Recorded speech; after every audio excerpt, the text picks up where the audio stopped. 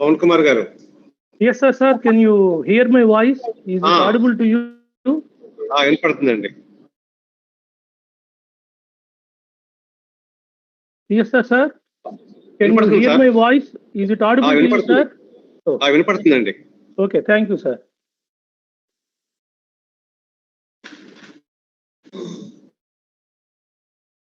పవన్ గారు. Pavan, sir. Pavan Kumar CD message WhatsApp. Pawan గారు.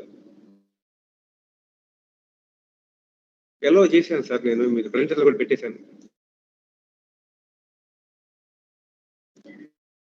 రావట్లేదు సార్.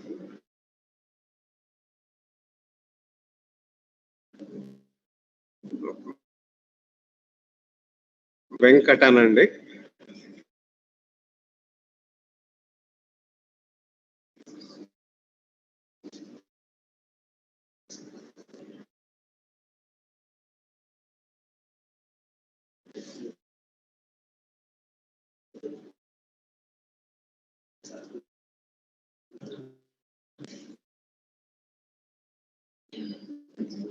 వచ్చారా?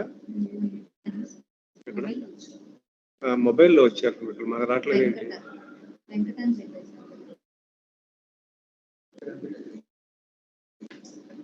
మణిదీప్. సరే,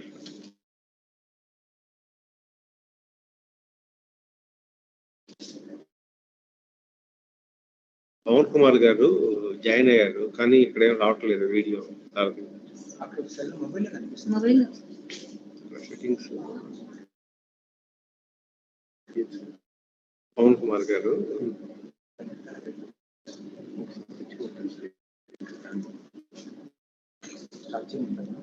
వెంకట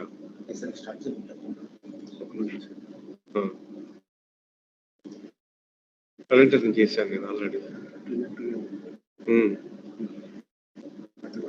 రావట్లేదు, మొబైల్లో వస్తుంది సార్. అది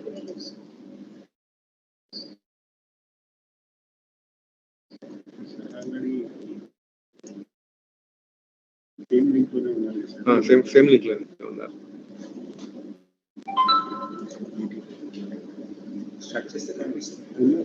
ఉన్నారు, వీడియో రావట్లేదు సార్ దర్శనం ఇక్కడ మనకి.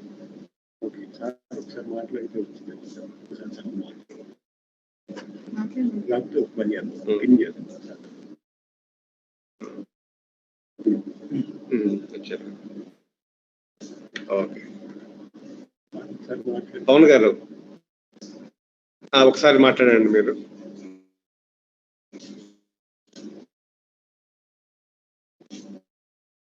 రావట్లేదు.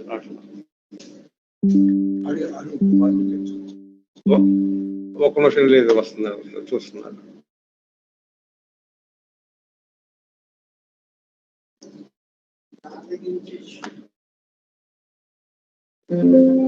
వీడియో కూడా రావట్లేదు.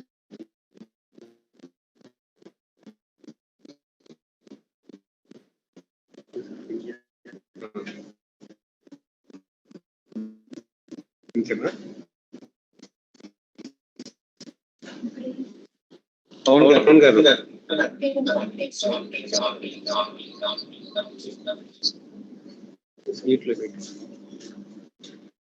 వినపడుతుంది సార్ వాయిస్ ఇప్పుడు మీది.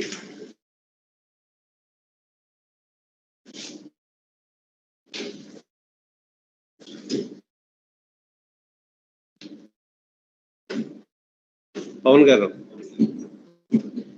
మీ వాయిస్ వినపడలేదు సార్.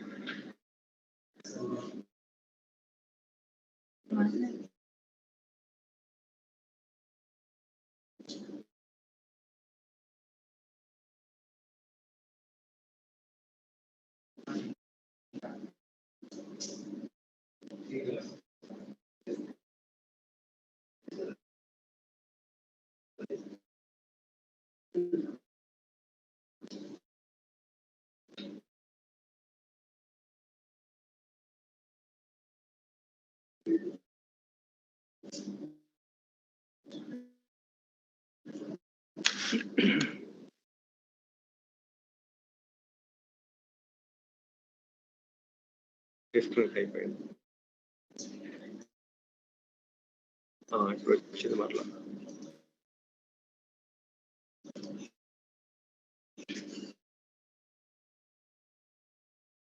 పవన్ గారు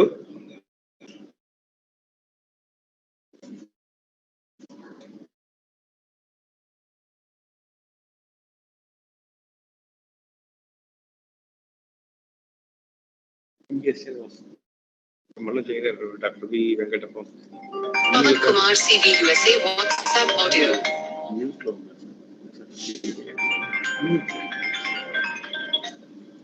ఇది తీసేయండి తీసేయండి పవన్ గారు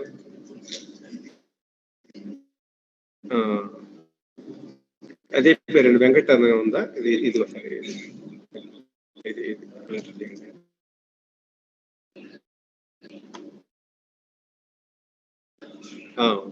ఇప్పుడు ప్రజెంటేషన్ చేసాం సార్.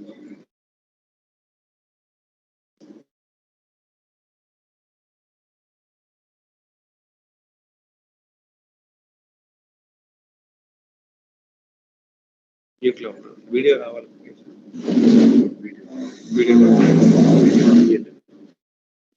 సార్ వీడియో ఆన్ చేశారా? షేర్ అయిందండి, షేర్ అయింది.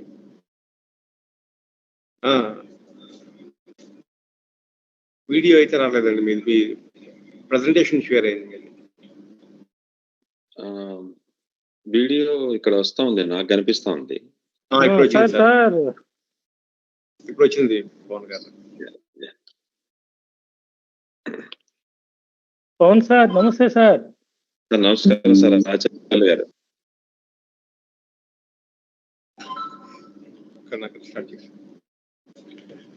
నమస్తే సార్. నమస్తే సార్. నమస్తే sir.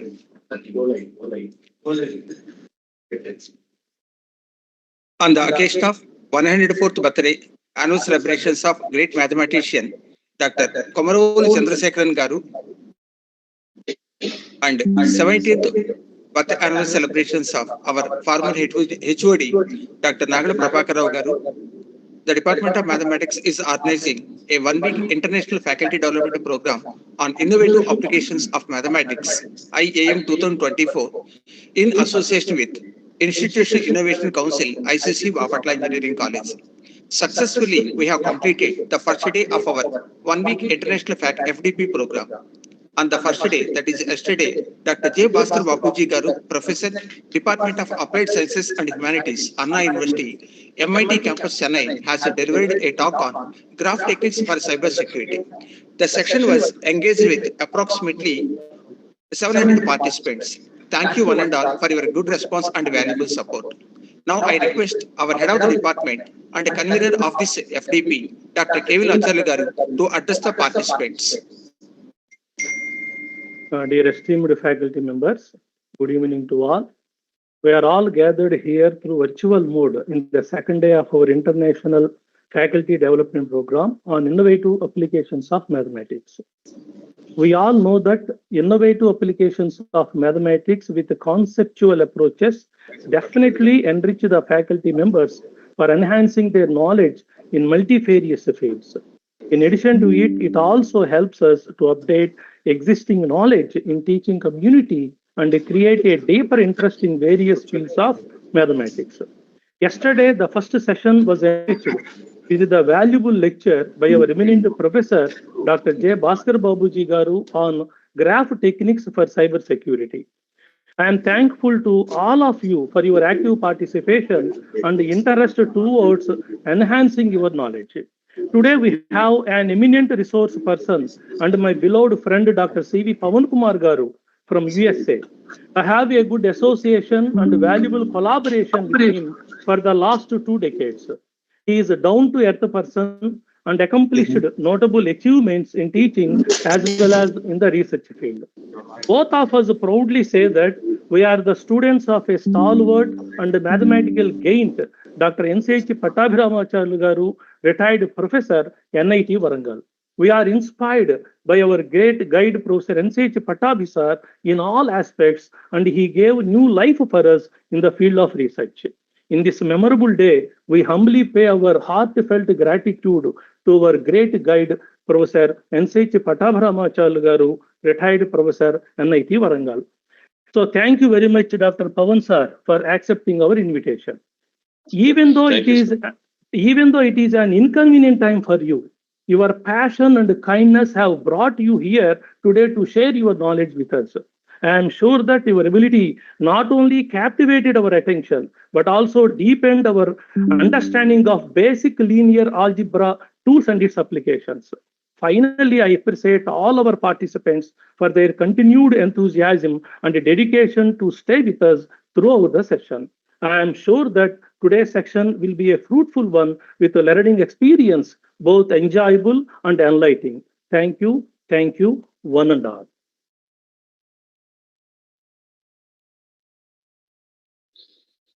Karunakar sir, thank you, sir.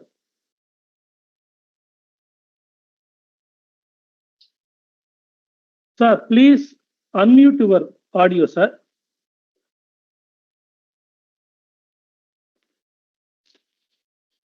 Thank you very much, sir, for your valuable message. Today is the second day of our 1 week International Faculty Development Program. And today's speaker is Dr. C.V. Pavan Kumar Garu, Faculty in Mathematics, Apex Maxwell Excel Center, North Carolina, USA. Now I request. Yes, sir. Yes, sir. Unmute చేశారండి. Sir, very clear, sir. Now I request one of our staff organizer, Ms. I. Rajeshwari, to present profound profile of Dr. C.V. Pavan Kumar Garu.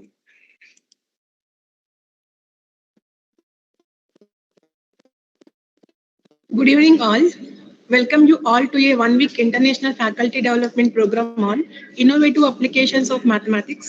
It is my privilege to introduce today's dynamic resource person, Dr. C.V. Pavan Kumar sir. Dr. C.V. Pavan Kumar sir is a senior faculty working in Apex Max Excel Center, North Carolina in USA. He did his MSc in Applied Mathematics from Sri Venkateswara University, Tirupati, postgraduate diploma in Operations Research from Pondicherry University, and PhD in Mathematical Modeling from Jawaharlal Nehru Technological University, Hyderabad, under the guidance of Professor M.C.H. Pattabhinamacharulu Garu, retired professor, NIT Warangal. He has published 18 research papers in various reputed international journals. Presently, Dr. C.V. Pavan Kumar sir working in the area of mathematical modeling. Dr. C.V. Pavan Kumar sir has got good reputation among students for his best way of teaching for the last 2 decades. His simplicity, good attitude, teaching abilities, research capabilities, and presentation skills are additional qualities in him, apart from his goodness and vivid experience in the field of education and research. Thank you. Thank you, madam. Thank you for reading a few lines about me. And it's an immense pleasure to present a paper or represent. Thank you, Rajeshwari, for your nice introduction about Dr. C.V. Pavan Kumar Garu. Now I hand over the session to Dr. C.V. Pavan Kumar Garu. Sir, please start the session, sir. Yeah. So thank you, madam. Thank you for reading a few lines about me. And it's an immense pleasure to me to give a talk on linear algebra and its application on the occasion of in memory of eminent mathematician K. Chandrasekhar Garu, one of the best mathematicians of the 20th century, played an important role in shaping the TIFR, one of the best school in India, best school for mathematics and research, who born in Machilipatnam, did his high school in Bapatla, and became a great mathematician who made the nation proud. And I saw one more teaching faculty, very eminent professor, Chandrasekhar Garu, on the brochure, conference brochure, and I inquired about him with the Dr. KVL and Acharya Garu. He told me that Chandrasekhar Garu worked with Bapatla Engineering College more than 35 years. It's a very long association, and his services are without him in the history of Bapatla Engineering College. It's very difficult to most important person in the history of Bapatla Engineering College. Thank you for that. Yes, sir. Prabhakar Rao, yes. Yeah, Prabhakar Rao. So thank you for that, sir. I think I'm going into the details of my lecture.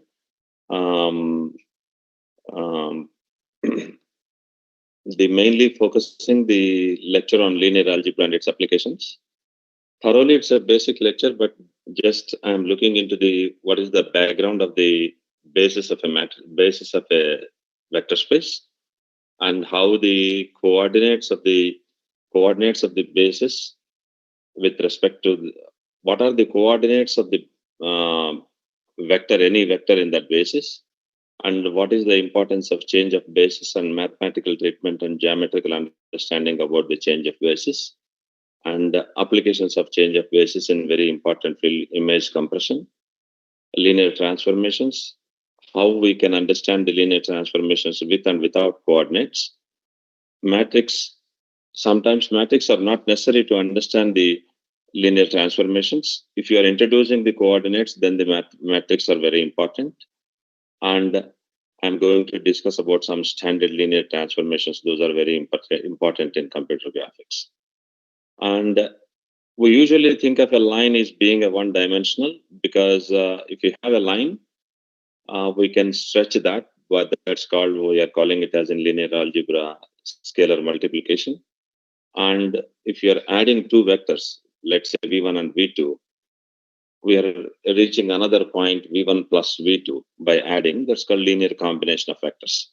These two operations plays a very important role in understanding the linear algebra. And the basic idea behind the coordinate system, what we are learning from school in linear algebra, we are picking up two perpendicular lines, very convenient to understand any point a comma b, which one is the two perpendicular distances from to the x-axis and y-axis. We are calling it as a comma b. But we have to understand that in the perspective of linear algebra, this x-axis is x-axis and y-axis is a basis for this system. And another important point is this x-axis and y-axis are having in two different directions. So I can reach any point in the system by using linear combination of vectors. If I want to reach this point here, I can minus this vector and stretch it to the back. If I want to reach this point, I can go with some linear combination of vectors. In same fashion, we are using the three perpendicular lines, x-axis and y-axis and z-axis, to reach the point a comma b comma c. We are using through three perpendicular distances. But in linear algebra, perpendicularity is not an important thing. Later we made that. But linear algebra coordinate systems are commonly specified by vectors. So if a vector is u1 is a vector, u2 is a vector, and we are stretching that u1 to the a times, that is au1 and b u2, and we are adding them by using linear combination of vectors. One is, this is a basis vector, this is a basis vector, because they have two different directions, that we are calling it as linearly independent. That I will come to in the next slide. Similarly, if you have u1, u2, u3, three basis vectors, we are stretching u1, you are stretching u2, you are stretching u3, and we are doing linear combination of vectors. The OP bar is equal to au1 plus bu2 plus cu3. The meaning of that is a linear combination of u1, u2, u3. u1, u2, u3 is a basis. Why it is a basis? All three have three different directions. And in geometry problems, we are using the same unit of measurement like this, same unit of measurements and equal spacing. For the convenience, we are using that. And measurement on all the axes to avoid the distortion in the shape of the figures, we are taking this kind of representation. Why can't we use this kind of representation? Unequal spacing, but perpendicularity is there. Why can't we use equal spacing and skew axis? Why can't we use unequal spacing and unequal skewness is there, and unequal spaces? Do we have any applications like that? Yes. We'll come back to that. Best example is in physical quantities with diverse units. For example, time in seconds. and on one axis and the temperature and degree Celsius on the one other axis. To allow this level of generality, we will relax the requirement that unit vectors be used to identify the positive directions, not necessary to pick up perpendicularity. That is one of the best example. And what is meant by a basis for the vector space? If S is a vector space and it has some vectors, v1, v2, v3, so on, vn, is a set of vectors in finite dimensional vector space, then S is called a basis if it follows the two rules. If S spans V and S is linearly independent. If we think of a basis as describing a coordinate system for a finite dimensional vector space V, what A is giving the information, what B is giving A is giving what kind of information to us, what B is giving to us. A guarantees that there are enough basis vectors to provide a coordinates for all vectors. Means if I'm picking any vector in this span, like any vector V, I can write it as a linear combination of vectors. V is equal to C1, C2, C1, V1 plus C2, V2 plus C3, V3, so on, Cn, Vn. Therefore, we are walking C1 units on V1, C2 units on V2, C3 units on V3, and Cn units on Vn. Therefore, the V has the coordinates V1, V2, V3, so on, Vn. That's the basic idea how the coordinates are developed in any span of vectors. So A guarantees that that set is having finite number of coordinates, and S is linearly independent. What this gives that? Linearly independent means there is no interrelationship between the vectors in the basis. So B guarantees that there is no interrelationship between the basis vectors. And if we have V1, V2, V3, and Vn is a basis for V, then any n plus 1 elements of V are linearly dependent. If I'm choosing one more vector here, if I'm choosing any vector other than V1, V2, V3, so on, Vn, that will be a linear combination of vectors of V1, V2, V3, Vn. That's the meaning of basis. So if I'm keeping any other vector, that will be the linearly dependent with the all other vectors. Therefore, linear independent property fails. So then any n plus 1 elements of V are linearly dependent, not linearly independent. In terms of, let me go through some example here.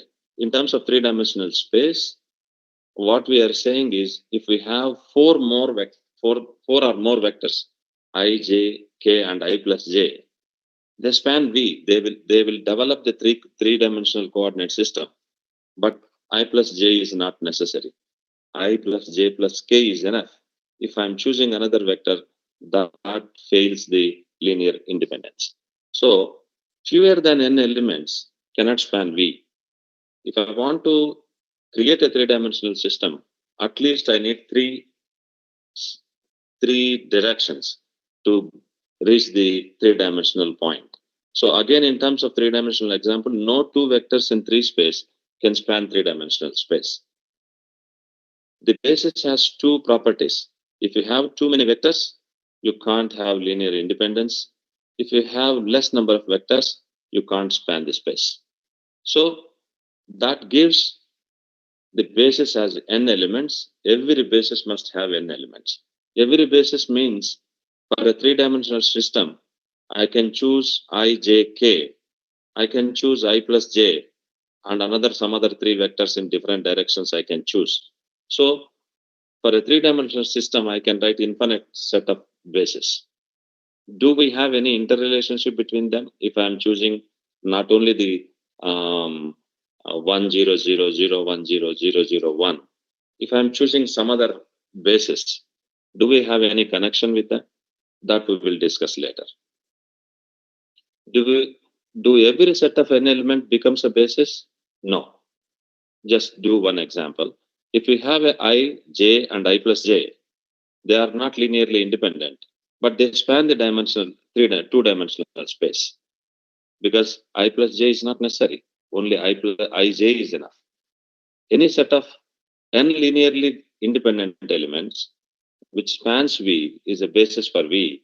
If you have three linearly independent vectors, means we have three space, they will be a basis for any, they span the three-dimensional space. Okay. And this is so important. The dimension of a finite dimensional vector space V is denoted by dimension of V, and it is defined by the number of vectors in the basis for V. In addition, zero vector space is defined to have a dimension 0, because zero vector, if you multiply with a scalar, you can't get another vector, you will get 0 only. And if there is no linear combination of vectors possible, even though if you are taking two zero vectors, 0 vector plus 0 vector is a 0 vector, we are staying there. It's not spanning anything. Therefore, 0 vector spans nothing. So, let me talk about something very important. The vector outside of this plane, V1, V2 are the basis for this span, V1, V2.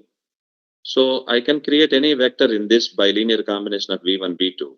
If I'm adding some vector which is not on that plane, that will give you the linear independent to these two vectors. So the vector outside of the plane can be joined to other two without affecting their linear independence. Another one. Any of the vector can be removed because I'm having three vectors, but it's a two-dimensional space. So three are not necessary to me. I can remove either V1, V2 or V3, but still remaining vectors, any two of vectors will span the plane. Either of the collinear vectors I can remove, because there are three vectors here that I can remove these collinear vectors, still I can span the plane. Why this is so important? That we will call it as plus and minus theorem in linear algebra. If S is a non-empty set, if S is a non-empty set of vectors in a vector space V, if S is a linearly independent set, if V is a vector in V that is outside of span S, see that this is the situation. I am taking a vector which is outside of the span, and I am making a union to that. That's my idea. If V is a vector in V that is outside of the span of S, this is the best example. This is the representation there. And I am making a union of that, S union V, that results in inserting V onto the S. If I am inserting V onto the S, still linearly independence will work. That's called plus theorem. What is the minus theorem? If V is a vector in the, let's talk about this. This is the thing, minus vector. If I'm removing, it spans. If V is a vector in S, that is expressible as a linear combination of other vectors, if S minus V denotes the set obtained by removing V from S, that is S. Yeah, we are removing one vector from S. But remaining vector, then S minus V spans the same space what S spans. See that? If I'm removing V1, what V1, V2, V3 spans, what V1, V2 spans is the same thing. So what is the spanning of S and spanning of S minus V is the same thing. This will play an important role in row operations that I will come back in coming next page. Let me check how row operations are meaningful based on this above idea. You have U1 and U2 two different directions. So I can reach any point in the plane. I can reach any point in the plane. But instead of U1, I'm choosing minus U1. And this is U1 minus U2. Because this is U1, this is minus U2. So this is the resultant vector U1 minus U2. If I'm coming linear combination of vectors U1. What U1, U2 spans? So what is the U1, U2 span?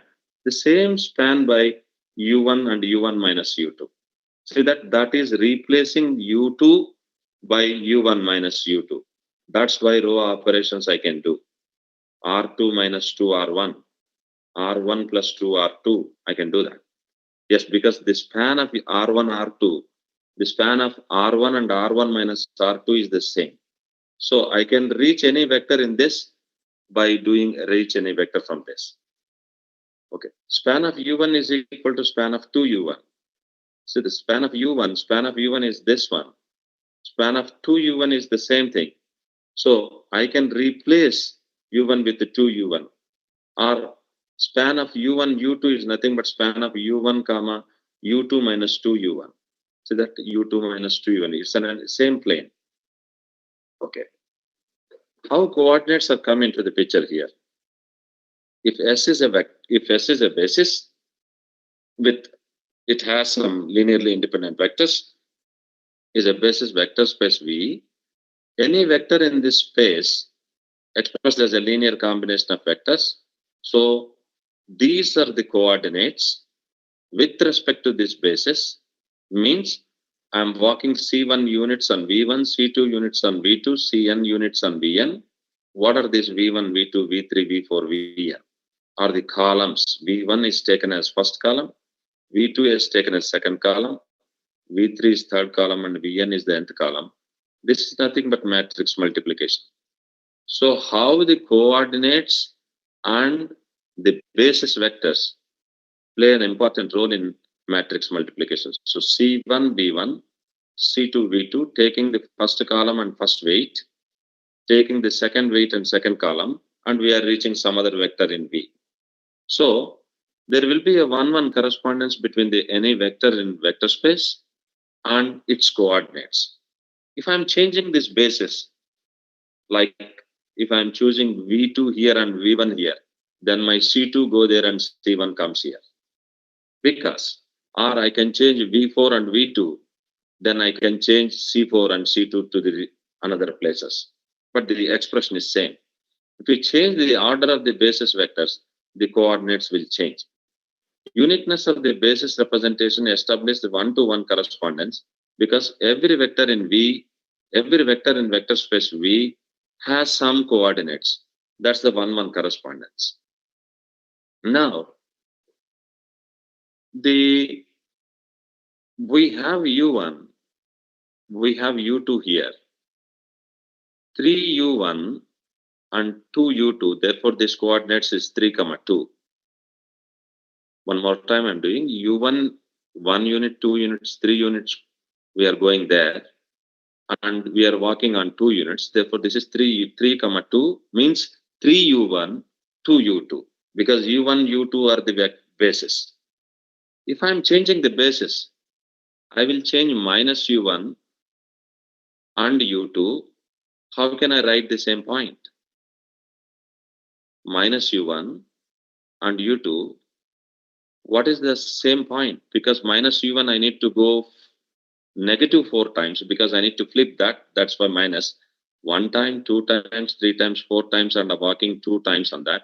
So the same point, if I'm changing the basis, earlier basis is U1, U2, the coordinates are 3, 2.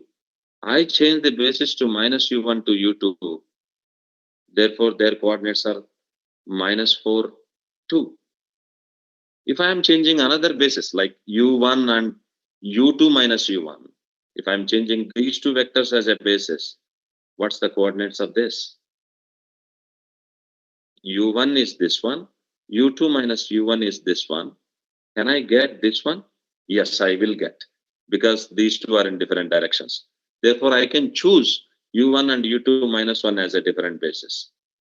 Let me go through one of the basic idea of 2-dimensional space, then I will come back to the 3-dimensional.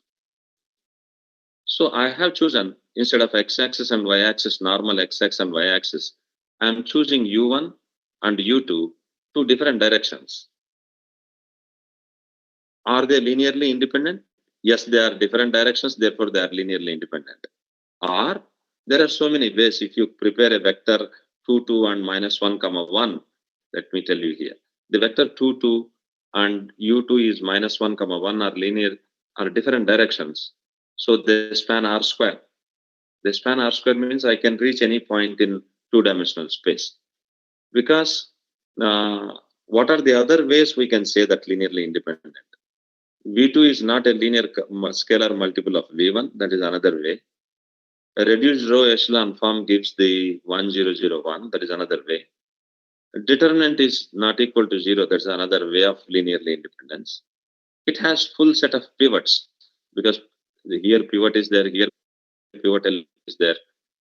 2 pivots are there, therefore 2 columns, 2 pivots, full set of linearly independent vectors. The matrix has rank 2. That's another way. It's invertible. Like this, so many ways we can prove that the 2 vectors are linearly independent. So in this U1, U2 plane, I'm choosing alpha 1 is 2, 3, alpha 2 is 1, 3, 2. See here. I'm choosing U1, U2 is a basis. Alpha 1 is 2, 3, and alpha 2 is 1, 3, 2. Do some row operations. That's I can do, because what spans the alpha 1, alpha 2, alpha 1 by 2 and alpha 2 can span the same thing. So if I'm dividing with 2, I'm getting this 1, 3 by 2 and 1, 3 by 2. Do another row operation, I will get 0, 0. So alpha 1 and alpha 2 will not span the 2 space. Where is that alpha 1 and alpha 2? Yeah, they both are in same direction in U1, U2 space, but it's a single line. It's a subspace. So what is the dimension of that subspace? Is 1. In the U1, U2, I choose 2 vectors, but we found that by row operations, we are saying that they both have same direction. And so here we take what is so special about this vector? What is so special about this? Let me tell you one thing. Yeah.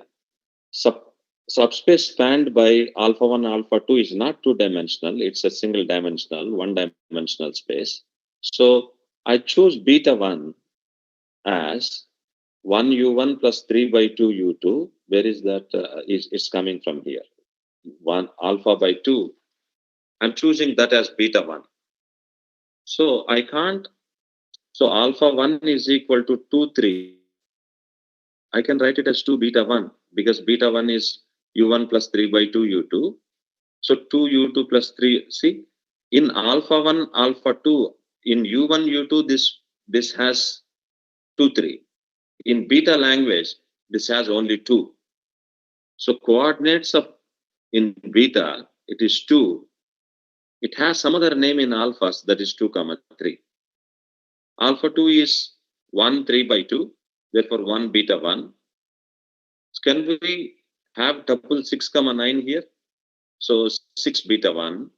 Why I'm choosing beta 1 here? Because beta 1 is the item. I'm having 1, 0. It is having pivot. It is having pivot. Therefore, I'm choosing beta 1. So 6 beta 1 is equal to 6 U1 plus 3 by 2 U2. That U1 is here. Let me go through that. Yeah. How can we express 6, 9 as a linear combination of alpha 1 and alpha 2? Alpha 1, alpha 2 is beta 1. In beta language, it has 2 only. If I'm saying 2 beta 1, some other name in alphas. So alpha, why I'm taking 1, 0, 0, 1? Alpha 1 times of alpha 1, 0 times of alpha 2 is alpha 1. So that's why we are choosing 1, 0, 0, 1. So, and if you are doing row operations here, we get that 1 by 2 comma 0.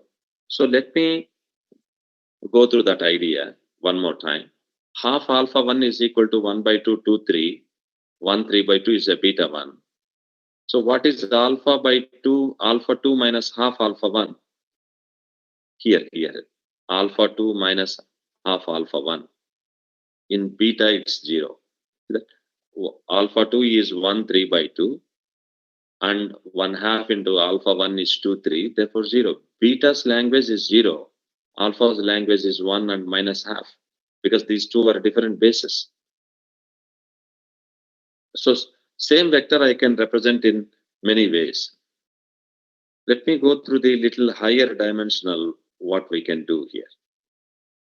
Yeah. We have a 4-dimensional vector space. Dimension of that vector space is dimension 4-dimensional vector space. Means 4 linearly independent vectors are there. U1, U2, U3, U4 is a basis. I'm choosing alpha 1, alpha 2, alpha 3, alpha 4, 4 tuples. means 1u1, 1u2, 2u3, and plus 3u4. It's the coordinates of alpha in u1, u2, u3, u4 space. So alpha 2 is 2, 3, 4, 5. 4 tuple 4, 2, 3, 4, 5. 3, 7, 6, 5, 4, 5, 9, 9. I have chosen some vectors in u1, u2, u3, u4 space. So I can do row operations on this. Alpha 2 minus 2, alpha 1. Alpha 3 minus 3, alpha 1. Alpha 4 minus 4, alpha 1. I did that. So we reduce the matrix technique. Keep in mind about the following property of spanning vectors. If we replace any number of spanning set by itself, plus or minus multiple of the other member of the spanning set, you do not change the space spanned by those vectors. This is very important formula in linear algebra. If we replace any member of the spanning set by itself, means if I am replacing I with I plus 3j, the span of ijk, span of I plus 3j, jk is the same, because I plus 3j and j will develop a two-dimensional space, because I plus 3j and j is, I plus 3j is, I can remove I and I can keep I plus 3j. These two will help you to develop the two-dimensional plane. This will help you to create the three-dimensional space. So I can remove I with I plus 3j. That's what we are saying. The spanning set by itself, any member of the spanning set by itself, plus or minus multiple of the other spanning set. Okay, let me do some row operations. Finally, if we are getting an identity matrix, that's what we call it as reduced row echelon form. If I'm getting 0, 1, 0, 0, then what alpha spans, what the U spans is the same thing because of identity matrix.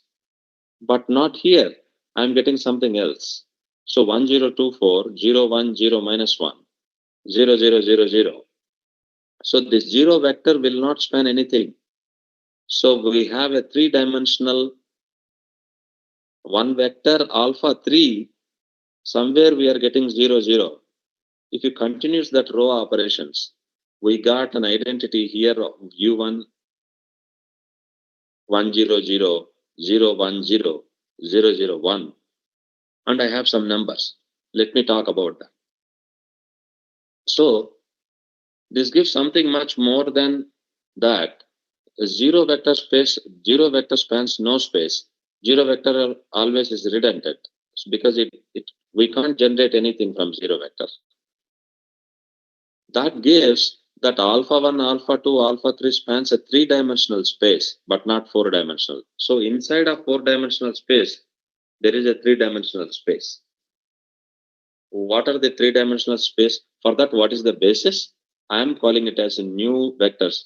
1008, here is there, 1008. I'm calling it as beta 1.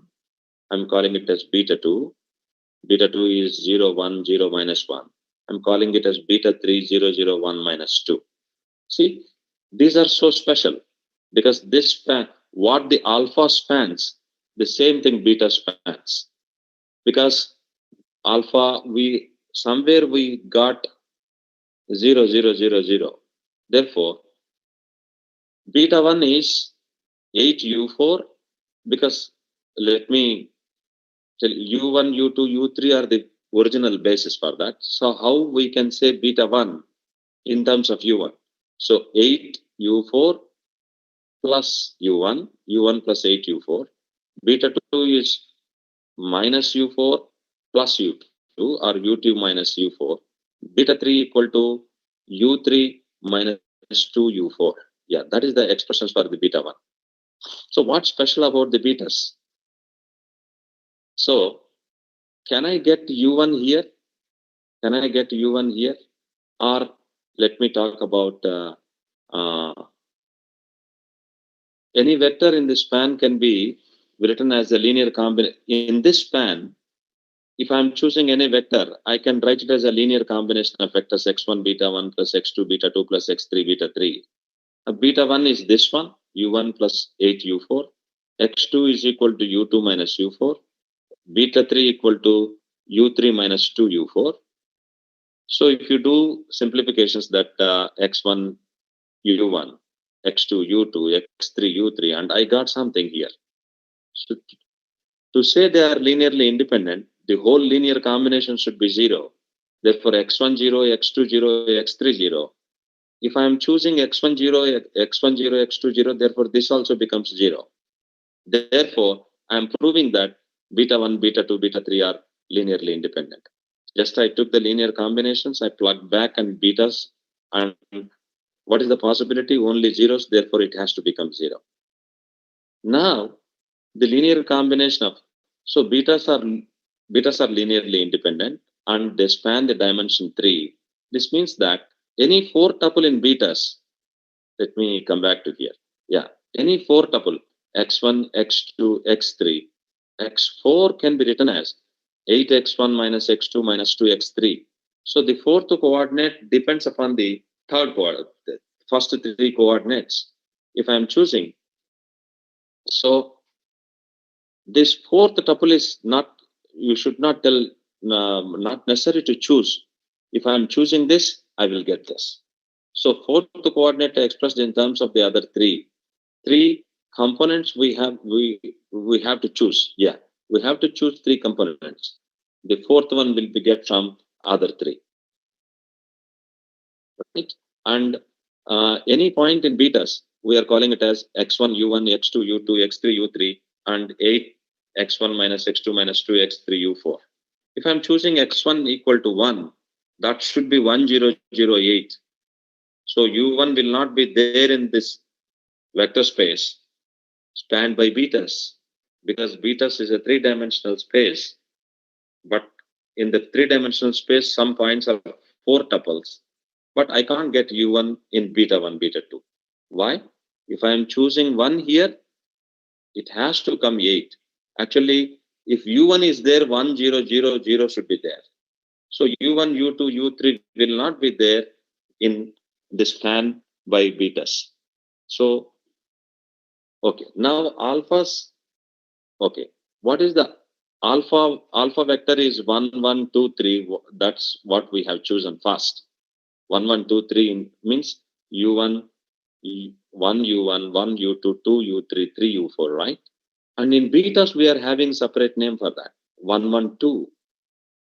I don't want 3 because I can get 3 information, because that's what we are telling here. It is 8x1 minus x2 minus 2x3. So the same vector in alphas, it has 4 tuples. In betas, not necessary to choose the 4th tuple. Just we have to say walking on beta 1, 1 unit, beta 2, 1 unit, beta 3, 2 units, I can reach this point. Because 3 linearly independent vectors are there in betas, not 4. Right? And another important question is, can I reach the point 2535 in this space spanned by beta 2, beta 1, beta 2, beta 3? Let's check that. If I'm choosing x1 is equal to 2, x2 equal to 5, x3 equal to 3, plug it back here, 8 times of minus x2, I got 2535. Therefore, this point is there in betas. So this point should be there in alphas, because betas and alphas are spanning the same space. So how can I express this in alphas? That is another question.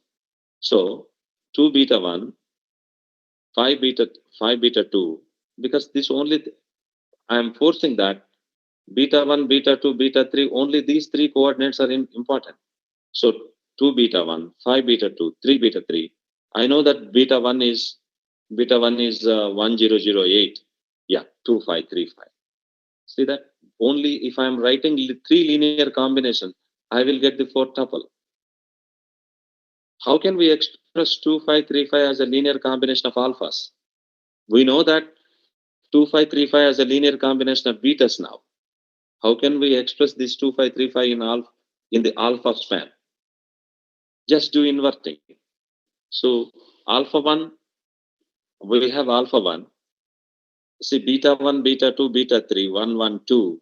Where is that beta 1, 1, 1, 2? Let me come back here.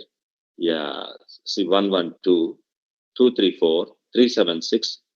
Alpha 4 has name 4599, but it has separate name in 459 in beta space. These I am choosing here. Yeah. So beta 1, alpha 1 is beta 1 is 112, beta 234 alpha 2, alpha 3 is 376, alpha 4 is 459. I'm choosing 100101 identity here. That means alpha 1 is alpha 1 alpha 2 is alpha 2. It has some meaning in it, row reduction.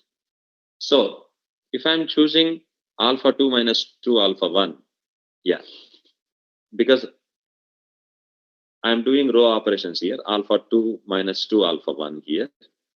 Yeah, I got this vector. Do we have any meaning here?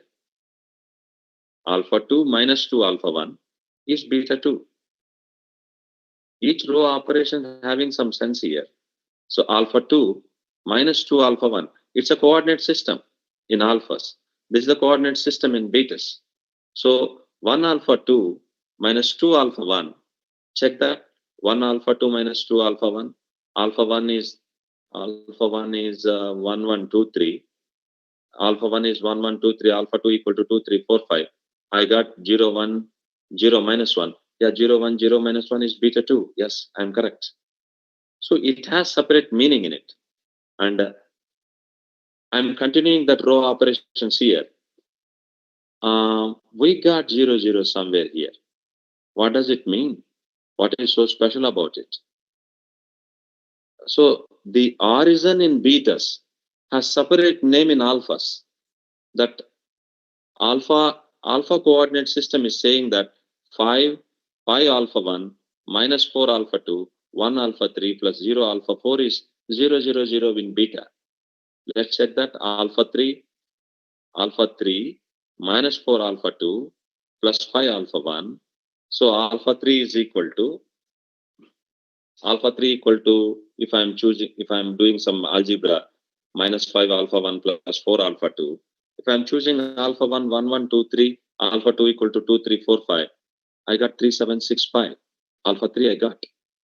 That is the original alpha here. Alpha 3 is 3 7 6 5. But that is 0 0 0 in betas. Very important. So why we have this interlink between alphas and betas? Why we have, so after getting 0 0 0, I am removing this column because this is redundant. Therefore I got identity matrix in betas. So identity matrix in betas means 1 beta 1 is what? 1 beta 1 is 7 alpha 1 alpha 2 minus 2 alpha 4. So what is the coordinates of 2535? That is here. Let me come back to that. Yeah, 2535 here in betas I have 2 beta 1, 5 beta 2, 3 beta 3. How can I write 2535 in alphas? That's my question. 2535, I know 2535 can be written as 2 beta 1 plus 5 beta 2 plus 3 beta 3. So I know beta 1 is from here. Beta 1 is, I know that 7 alpha 1 plus alpha 2 minus alpha 2 alpha 4. And beta 2, I know. Beta 2 is 1 0 0. We have identity here. So I can write it as an alphas like that. I'm plugging, and this is the vector. We can get that. So 2535. We will get that. So that is the change of basis. We are choosing U1, U2, U3. In that basis, we are choosing alpha 1, alpha 2, alpha 3, alpha 4. In that 4 vectors, only 3 are linearly independent. In that 3 linearly independent, we are calling it a separate 3-dimensional subspace. That 3-dimensional subspace is having 3 linearly independent vectors betas. Therefore, what alpha spans, betas will span. That's the idea. Similarly, let me come back to here. Yeah, this is the easy understand. What alpha spans, beta will span. Alpha 2 are the same. Alpha 2 are in the same direction. It's not having 2 directions. It's a single direction. So I can choose one coordinate is enough. If I'm moving 1 unit, I will get that. If I'm moving 2 units, I will get that, something like that. But this is a 2 tuple. It has 2 coordinates. We should not confuse. 2 beta 1 or 3 beta 1 will get that tuples. Let me come back to, what is the coordinate system? That already we discussed. Any vector in, if v1, v2, v3, v4 is a basis, any vector v can be written as a linear combination of vectors. It's a coordinates. That, in many applications, it is necessary to work with more than one coordinate system. Especially, this application is so important in eigenbasis. We can't get the geometrical figure in one xy plane. If you shift that plane to the eigenbasis, the diagram will look like an ellipse. There are some applications, geometry problems are there. Some examples are there like that. So there is a quadratic expression like x square plus 4xy plus 6y square is equal to something. But how can I get that information if I'm shifting that, changing the axis to the eigenbasis?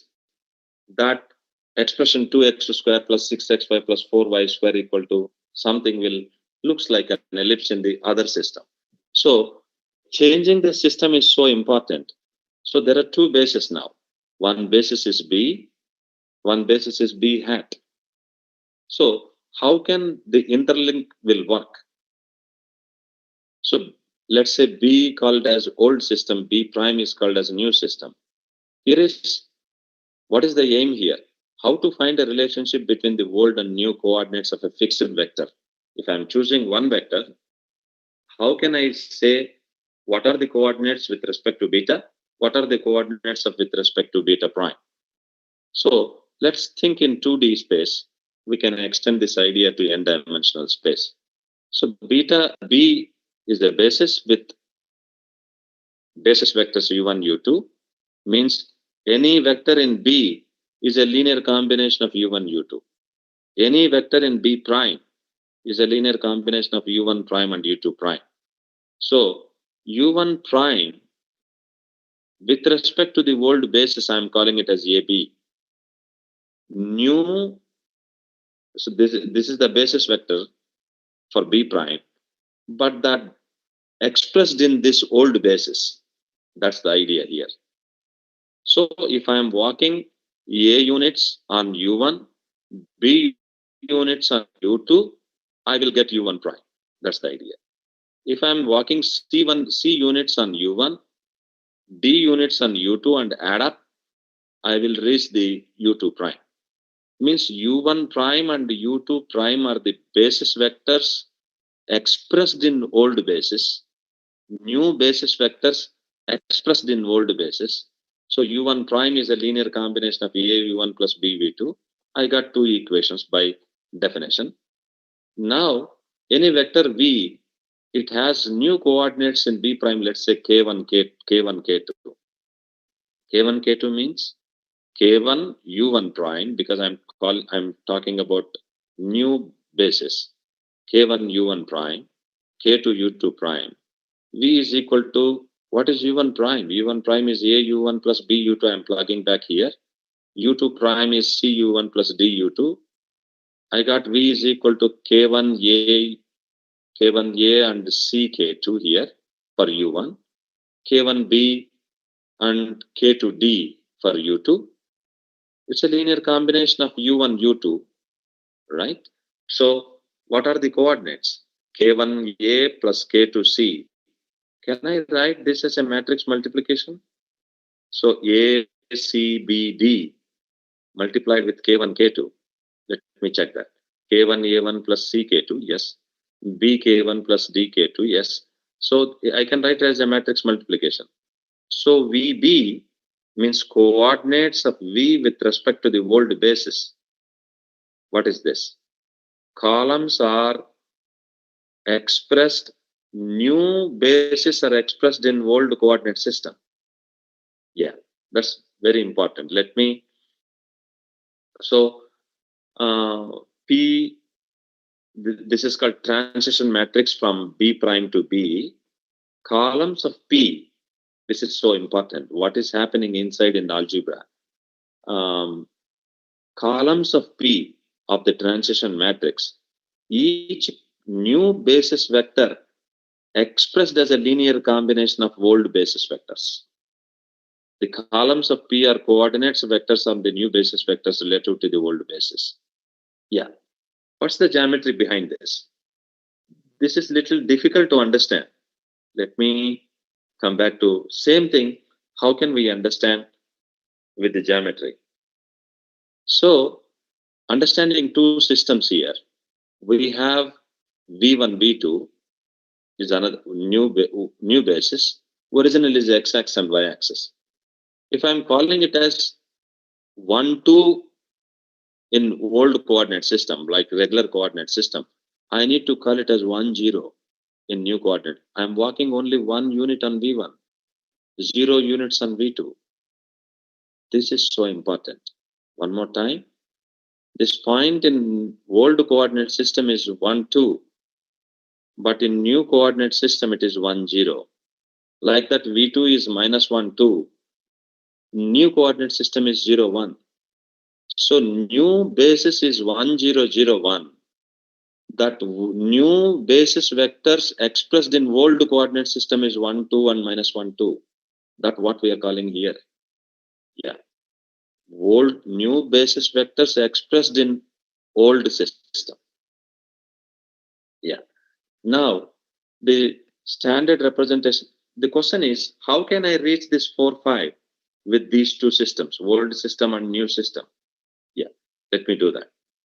So, the new coordinate system is minus 2, 1 means minus 2 V1 plus V2. That is,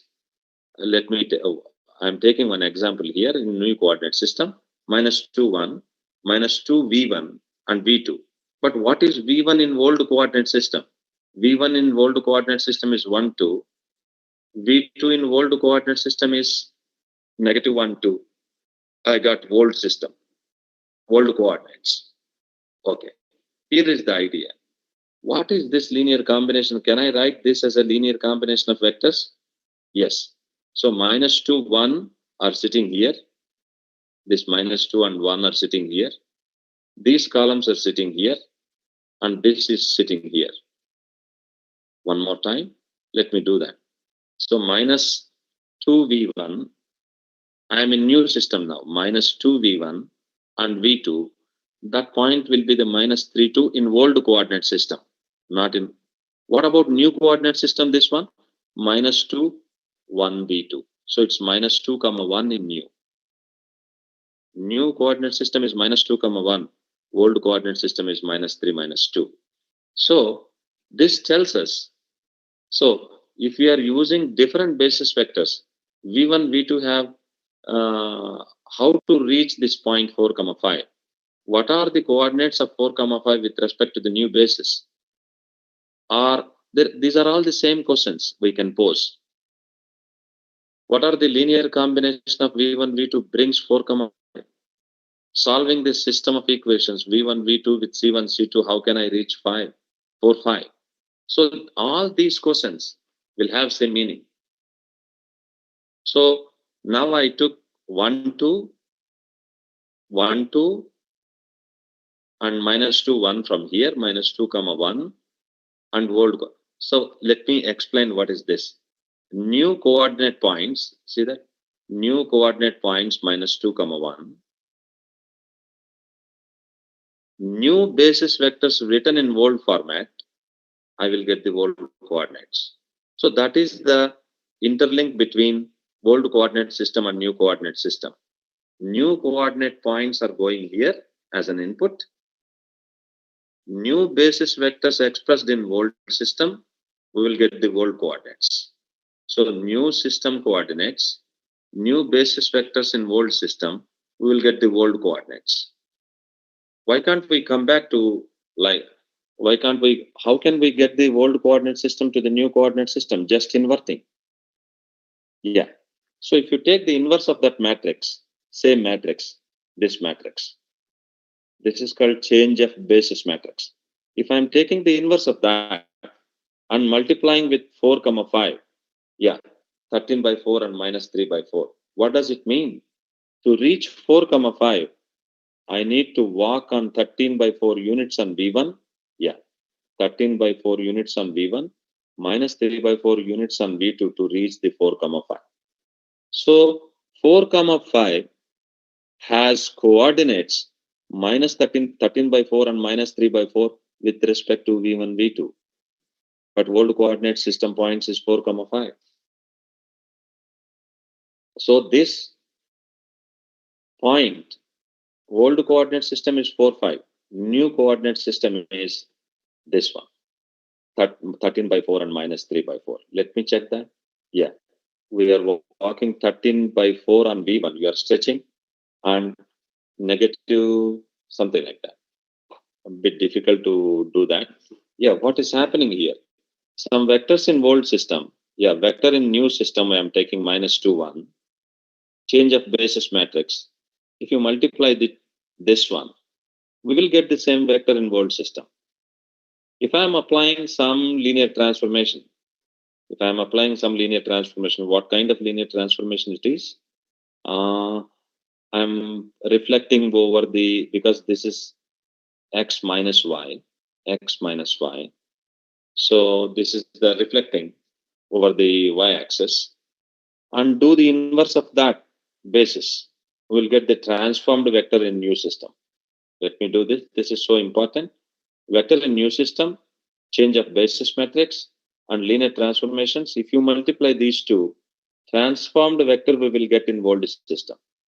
If you multiply with the inverse of that basis, we will get the transform vectors in new system. That is the geometry.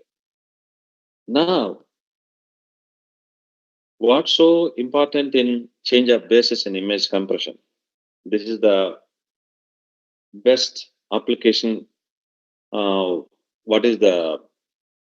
change of basis will so important? Change of basis from the one basis to the another basis. It's very important signal compression and image compression. To analyze the data, we have to compress the data without loss of important information in the data. Images are they're converted into pixels. So binary image. Binary image means black is taken as 0, white is taken as 1. So something smiley face here. Here smiley face is coming with zeros and remaining all are 1. So this is the convert into a matrix. Now, let me introduce grayscale. This depends upon the how intensity of black we are having. So just the thing is, each pixel we are converting into a numbers. So white is 255. White is 255. We are taking from 0 to 255. 256 possibilities. 2 power 8. 2 power 8 means I am looking about 8 by 8 matrix. So gray is any value from 1 to 254 based upon the how gray it is. If it is very thick gray, so there is some formula behind this. If the block is 50% of black, so how can we calculate 256 by 2 is 128? 15% of black, so 100 by 85, we will get what number we need to multiply. So 256 by 1.176 is equal to 218. So 15% of black gray can be written as 218 in number. So many. Okay, let me take one example here. These are the numbers on grayscale matrix. So I got 8 by 8 matrix. What is JPEG do? JPEG means Giant Photographic Expert Group. What kind of process they are doing? What kind of compression they are doing? They established a system of compression. They follow the technique called block level compression. Means each data is divided into so many blocks and each block is made it into 8 by 8 matrix. To do this, we need suitable transformation. That transformation is nothing but change of basis. There is called one more topic is called as smart quantization that I am not going into the details. So mainly image is split into 8 by 8 non-overlapping blocks, compute DCT, discrete cosine transform, discrete cosine transform, discrete Fourier transforms. Let me introduce that. For example, I have a 8 by 8 matrix. It has some meaning in it. So let me see that. 161, 160, 162, 161. They are very close. Not the shade is not changing too much here. But here it is changing 176 and somewhere 160 and 168. There is a big, some difference is there.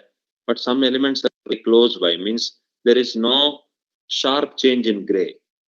But see that 20 difference is there, means here it is grayness is increasing. So some picture, they made it into some numbers based on the grayscale. So in compression algorithm, to perform the change of basis, to take the advantage of the fact that the these are all called as luminance values of in single block.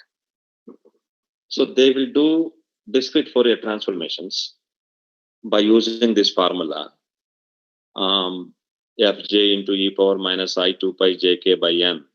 This is normal omega n. Let me introduce, so k is what? Fourier coefficients here, 1, 2, 3, 4, 5, 6, 7. It's not so difficult, it's easy, f of 1. So by that, let me tell you a simple, this is the basis. This is the basis, W. I'm not going into the details of how I am calculating all this, but it's not too difficult. So this is the, this is the world basis now. Now we are, now 1 by root 8 into some complex numbers we are there, because omega is cos theta plus I sin theta. Based on that, we are developing this one. Let me explain why ones are coming here. Because if I'm choosing J0, if I'm fixing J is 0, everything is, it is 0, omega power 0, it will come, because this is omega power, omega n, omega power 0 is 1. So like that, we can calculate that. It's not too difficult. So our job is to convert linear combination of vectors. What is that 170? So how we can write this first column? How we can just take DCT, means it's take only cosine values. It won't take cos values. I'm neglecting the imaginary parts. Then I will take the real parts. So 176. So where is that first column? Yeah. How can I express this first column as a linear combination of these? Because this is the new basis now. So C1 and this one, we are doing that, 8 columns. And so finally, the W is sitting here. C1, C, if I am writing as a matrix multiplication, C1, C2, C3, C4, C8. If I do inverse on the other side, I will get this. So what we are doing, W inverse and multiplying this, you will get the coordinate vectors. So finally, we will get 64 coordinates here. Yeah, 64 coordinates. So how can we retrieve the image? What are the values are very low values? Keep the zeros, eliminate that and keep zeros, and do inverse process. That a mathematical operation. Okay, let's call, there is one more topic called as, the advancement of this one is called as wavelets. Let me do that. So wavelets play an important role in audio and video signal processing, especially for processing the long signals into much smaller ones. Yeah, I'm interested in what is basis here. So W1 is this, W2 is this vector, all these are linearly independent. All these are linearly independent. And what's so special about this? 1, 1, 1, 1, so 2 minus 1. So they are all perpendicular, I think. Yeah. Yeah, I think I wrote something wrong here. Some minus sign should be there. Yeah, each one is pairwise orthogonal. So that's called as Haar basis. The change of matrix. So the old system is U and new system is W. So we are moving from U to W. The W will transform that. So now W inverse is that. If you calculate the W inverse, you will get that. It's a diagonal element times transpose of that. So vector 6541 over this base, yeah, can I get 6451 here? So 6 times of 1000, 5 times of 0100, that is the old combination, linear combination. How can we get C1, C2, C3, C4? That is 4 times of 4112. Means, yeah, we are taking, this is the main step. We are taking 6451 and this is the wavelet basis and wavelet inverse whole. So that is W inverse into that we are getting C1, C2, C3. That what we are doing here. Yeah, here, the same thing. So V1, V2, V3, V4, we first transform V into its coefficients, input signals. C is equal to V1, V inverse and V. What is C1 here? What is C1 here? What is C1 here? C1 is a linear combination of this. So V1 plus V2 plus V3 by 4. C1, yeah, 6 times this one, 4 times this one, 5 times this one. Let me do that. 6 times 6, 1, 4, 10, 15, 16 by 4 is 4. Yeah, correct. So just linear combination of vectors. So C1 is equal to V1, V2, V3, V4 by 4. Overall average value of the input signal. So there are some technical names for C1, C2, C3 and C4. I'm not going into the much details that. So what is happening? What is happening inside of this theory? How to reconstruct the signal? W is equal to WC. An idea behind the good compression is to throw away some of the coefficients. Means if they are very small coefficients, neglect that. Obtain a compressed signal, C hat, and then redo it, reconstruct it, V prime, WC prime is equal to V prime. Looks almost good as a original signal. Means an unimportant information we are throwing using the change of basis process. The main idea is change of base. So input is V, we are calculating the corresponding coefficient C, and we are doing W inverse V, and we are getting the compressed C. So this is the 8x8 wavelet transform. This is the 8x8 wavelet. See that all these are perpendicular. 1 times 1 times 1, and we are doing -1, -1, -1 pairwise orthogonal vectors. This is another important basis for understanding the. Mainly, JPEG is using this kind of basis. Yeah, let me introduce linear transformations. Do we need matrices to understand the linear transformations? Answer is no. Not necessary to introduce matrices here. Without matrices, we can understand linear transformations. For example, let me take V. V is a vector. This is a line of reflection, and V is transformed into TV bar. This is an image of V with respect to the linear transformation. This is it a linear transformation or not? That's the question. Transformation is a reflection about a line. Yeah. So if you stretch that, this will stretch. If you add two vectors here, U and V, the same T of U plus T of V, we will get that. So T of U plus V is equal to T of U plus T of V. So therefore, reflection is a linear transformation. See the transformation of CU. If you stretch that vector, its reflection will stretch. If you two vectors are transformed as a reflection u bar and v bar. This is t u bar, t v bar. That is the reflection. If we add u plus v, we are adding that. So that u plus v, we are adding that. Its transform is t of u plus v, which is nothing but tu plus tv. That's the idea. T of u plus v is equal to tu plus tv. T of cu equal to c times of, yeah, if you stretch that, this will stretch by c times. So there is no matrices at all here. Not necessary to talk about the matrices to understand the linear transformations. Another best example is projection on a line. If you take u bar and project onto a line, this is the tu bar now. Projection vector is a image. This is the input. If you stretch that, it will stretch. If you stretch two more, it will stretch two more. So one property is satisfied. If you flip that, the mirror image will flip. Right? And again, if you add two vectors, u bar and v bar,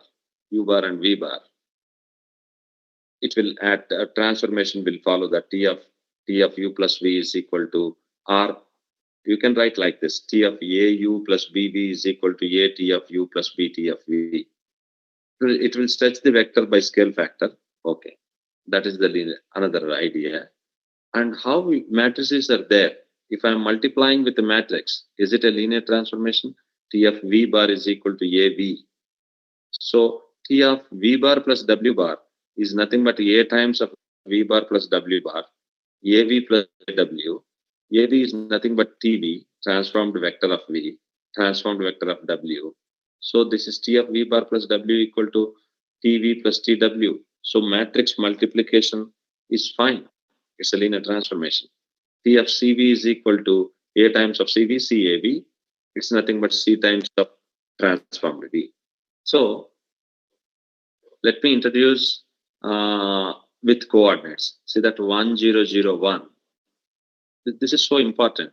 What is the role of A in linear transformation? T of v bar is equal to AB. What is this A? What is this A? Let me talk about that. So 1, 0, 0 minus 1. If you are doing linear combination of vectors, the linear combination of vectors 2v, 2 times of 1, 0 and 3 times of 0 minus 1, which is nothing but 2 of minus 3. It is flipping. It is flipping to, it's a reflection about the x-axis, reflection about the x-axis, right? Reflection about the x-axis, 2 minus 3. What is these vectors? I minus j, transformed vectors. One more time. 1, 0 is like that, but 0, 1 is not, because reflection over the x-axis, 1, 0, 0, 1 will be like that, and it will flip to the down. So transformed vectors I am keeping here. Yeah, that is so important. So yeah,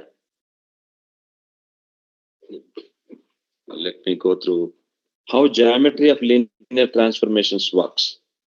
So let me come back to this point. Yeah. This is so important. See, transformed I is here. I is here and j is here. But transformed I, we are rotating through some angle theta, something like that. So transformed is, I'm keeping 2, 1. And another transformed vector, j is transformed to the sum. So here in A, the old axis are transformed to new axis that are sitting here in the A. Therefore, transformed I and transformed j and xy, and if you do the linear combinations, right, x times of transformed I and y times of transformed j, we will get that. Let's see that reflection. Yeah, the same example I did here. So v is equal to a v1 plus b v2. See, yeah, we can do that by definition of linear transformations. V is equal to, because v1, v2 are the basis vectors. So linear combination of vectors a v1 plus b v2, apply the tv. So you see that in the A matrix, transformed vectors will sit here as a columns. So now, let me go through that. basic idea of matrix multiplication is the linear combination of vectors, right? And yeah, T of 0. Yeah, T of 0 is what 0? What is the meaning of that? So if you transform the vectors, but 0 origin should not move. You should not move origin from one place to another place. Then if you are moving the origin, right, a linear transformation will not work. Geometrically, that is the meaning of T of 0 is equal to 0. So now let's do one last example in the one of the, this is connected to the basis vectors again. Let's do last one example, 1 4 3 3 7 7 1 1 1 1 2 3 3 4 3 rows and 4 columns. Convert into reduced row echelon form. We got an identity and we got some free column here. We have full set of pivots. We have full one free column is there. If I'm having free column, we can create null space. For that null space, that is the basis of null space. Its dimension is 1.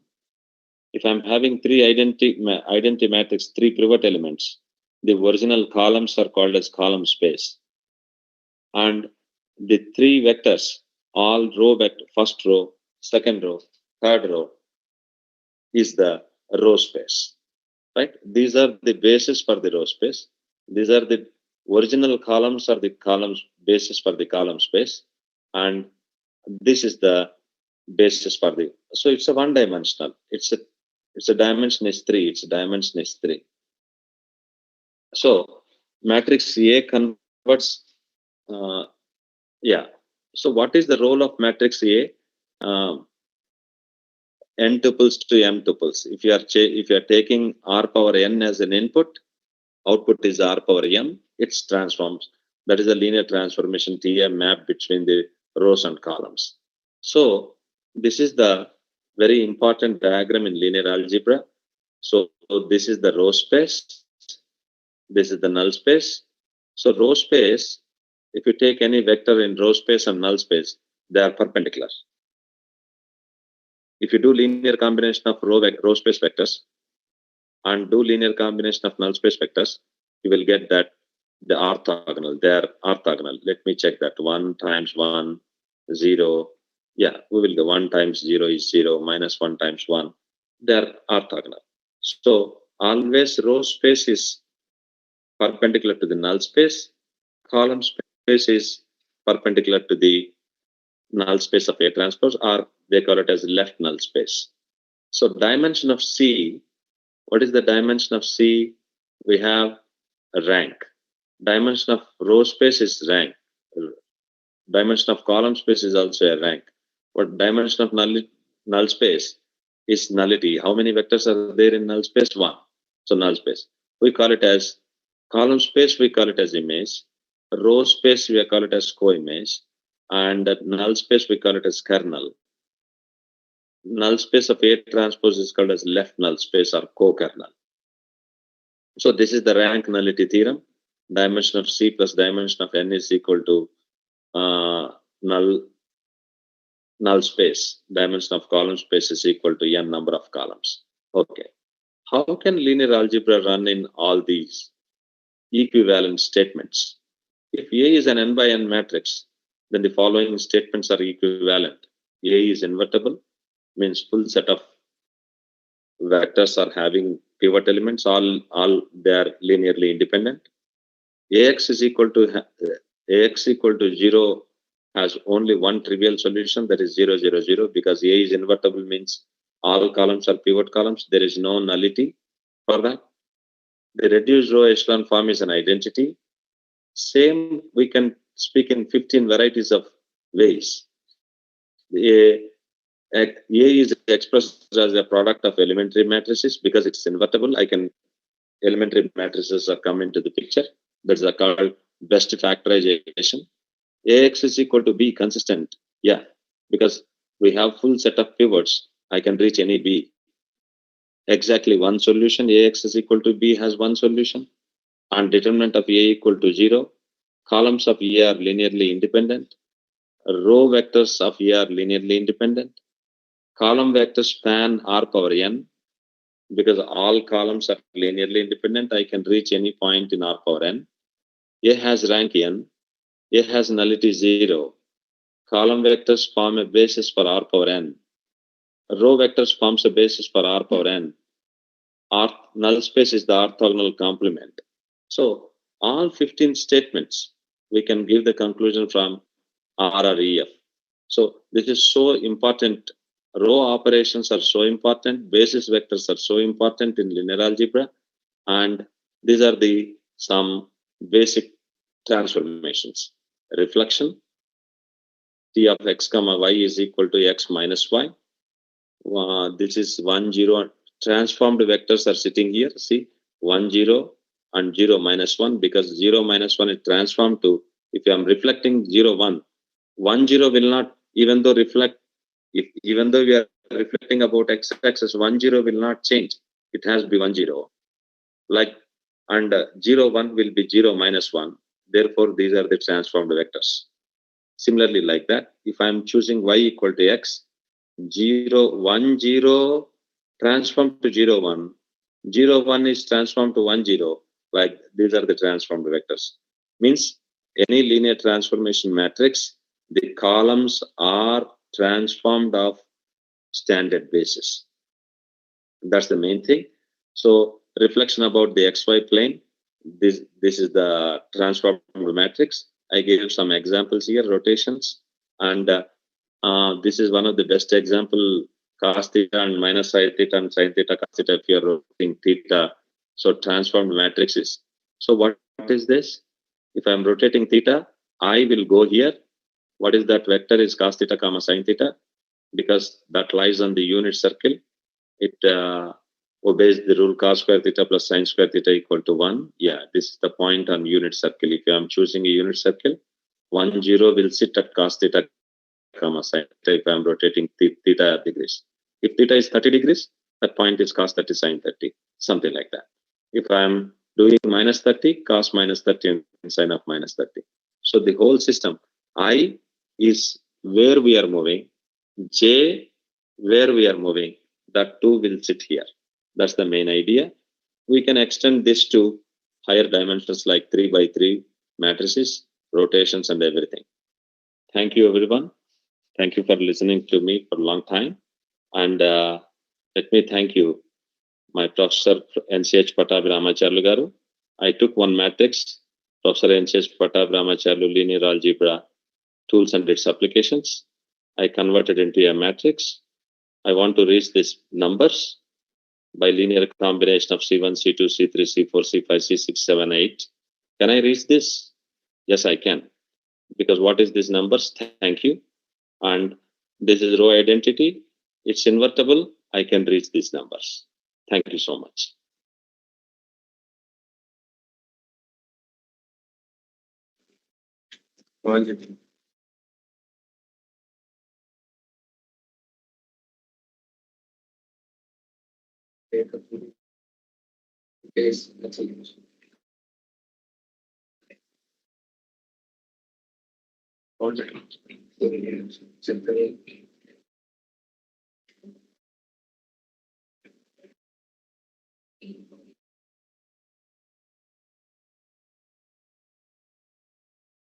Voice will be delivered, sir.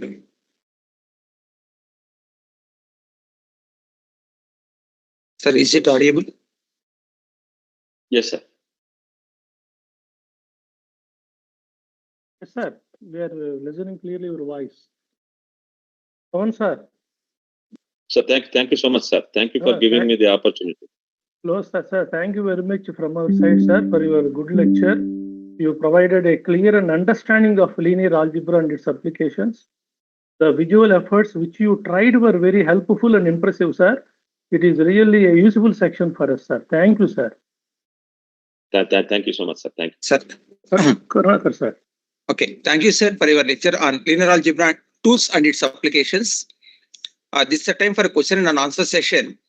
Due to large number of participants, anyone wishing to clarify their doubts should feel to free ask and submit their questions in the Q&A chat box.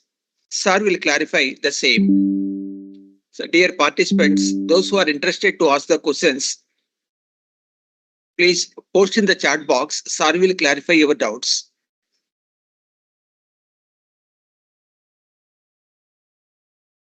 Please use a Q&A chat box, not general chat box. Sir will clarify your doubts.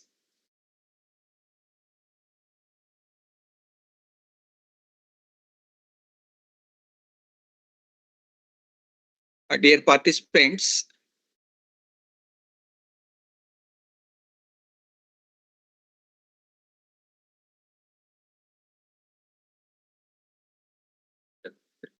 unmute this thing. Please wait, sir. We'll unmute the mic so the participants can ask directly, sir.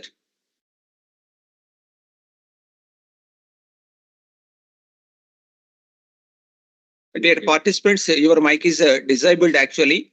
You can use your mic to ask the questions. Those who are interested, you can ask the questions.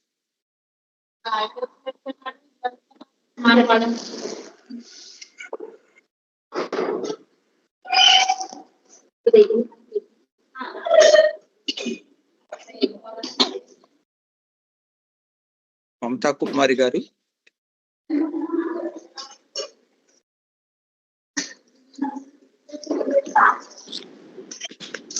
Sir, the chat box is not available, sir. No, sir. Chat box is not available. You can use the Q&A box, sir. Question and answers box, QA box, sir. Okay, sir. Right, thank you. Sir, Otherwise if you you can- want to, sir, if you want to talk with our resource person, please directly ask our beloved sir, but one by one. It is better to post your question in question and answer box. We can easily reply to that, sir.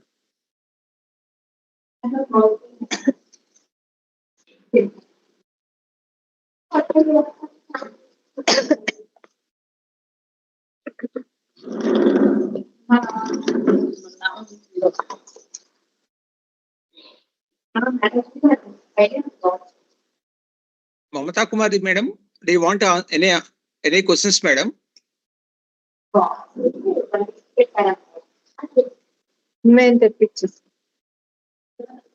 Voice is not clear, madam. Can you repeat that?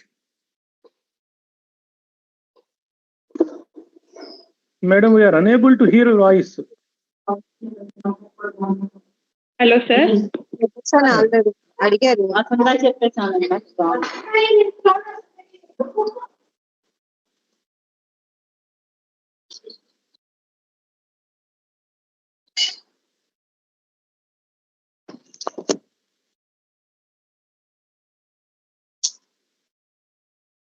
Okay, okay, sir. sir. Please, Okay, please sir. Sir, please request them once again, sir. Okay. Then we will close the session. Dear participants, any Sir, doubts? am I audible? I said yes, sir. audible, sir.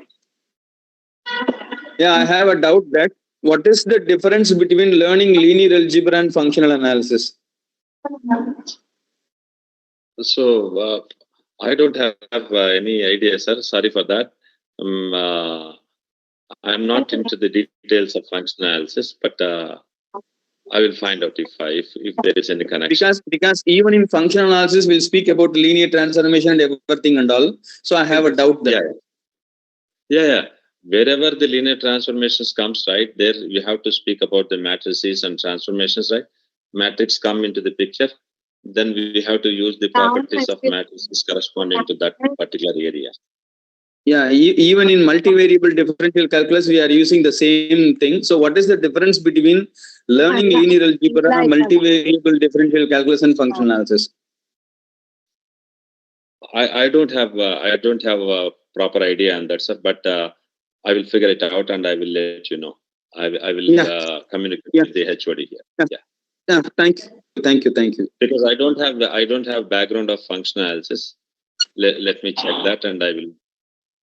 Of course, I don't have any background of all the three papers. Yeah, I know that. Yeah. Yeah, thank you. Thank you, sir.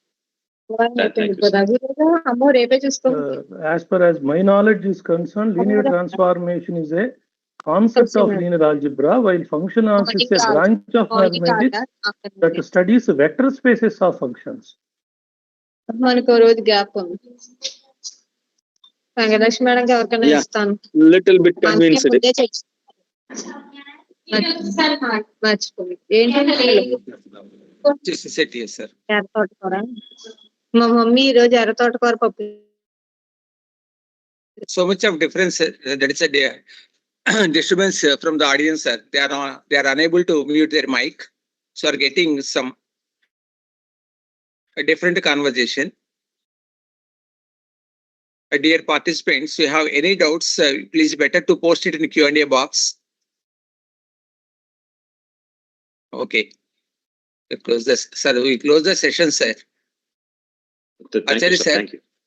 Sir. Go ahead, sir. Shall we close the session, sir? Yes, sir. Yes, Because sir. there are no actually participants to ask the questions. Okay, sir. Oh, please wait, sir. So once again, we are grateful to our beloved resource person, Pawan sir, for his Thank you, sir. valuable Thank and you so much. good lecture for Giving me today. the opportunity. Today's session Thank you, sir. concludes with a vote of thanks by our co-convener, Dr. T. Srinivas Rao garu. Dr. T. Srinivas Rao present the vote of thanks. On behalf of the Department of Mathematics and all participants, I wish to extend my sincere gratitude to today's speaker, Dr. C.V. Pawan Kumar Garu, for his insightful presentation. Dr. C.V. Pawan Kumar Garu has discussed the basics of linear algebra, emphasizing the idea of basis in both two-dimensional and higher dimensional coordinate systems. He has elaborated on the change of basis through both geometrical and mathematical angles. Additionally, he addressed linear transformations with and without coordinates and their associated matrices, as well as some significant linear transformations relevant to computer graphics. Today's session is truly enjoyable and is enlightening us on how to use linear algebra to expand knowledge within the teaching community. Thank you, one and all. So thank you, sir. Thank you. Feedback link will be posted both in YouTube channel and Microsoft Teams. So please fill it and submit before 8 p.m. today. Thank you. Pawan sir, Sir.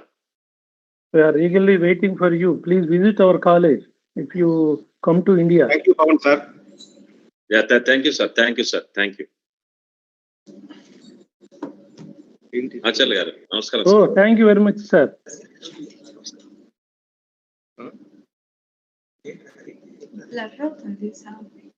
Naga.